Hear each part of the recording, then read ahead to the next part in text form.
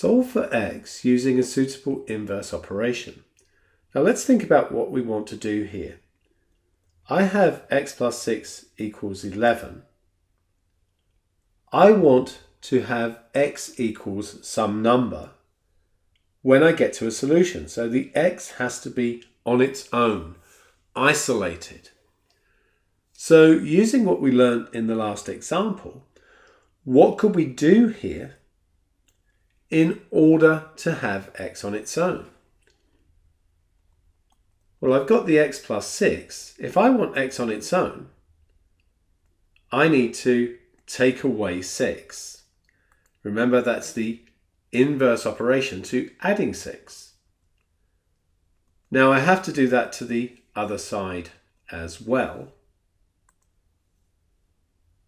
And so on the left now I've got x because I applied an inverse operation, and then I have 5. Now the nice thing with these equations is we know that 5 plus 6 equals 11, so we can always check up on ourselves.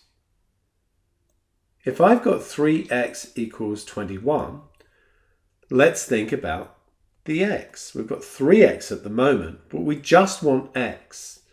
The inverse operation is to divide by 3. So what I'm going to do on both sides here is divide by 3. And then I just have x on this side and I have 7 on that side. Of course, we know that 3 times 7 is 21, so it's easy to check. Now if we come to the next one, where we've got x divided by negative 4, what's the inverse operation? Multiply by negative 4. Multiply by negative 4 is the inverse operation to dividing by negative 4. We have to do exactly the same to the other side, however. Now we know that this side is going to give me x because I applied an inverse operation. The other side is negative 12. And finally here, I've got x minus 3. If I want x on its own, apply the inverse operation. I need to apply that inverse operation to the other side as well.